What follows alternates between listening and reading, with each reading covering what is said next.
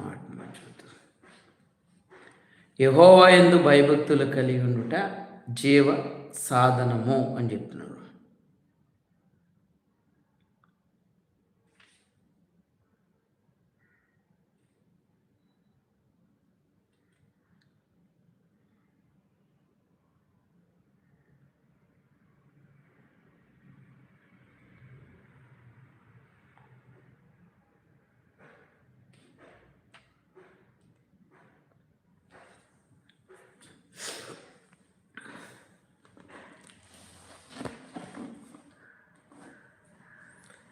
ఏంటి జీవ సాధనము?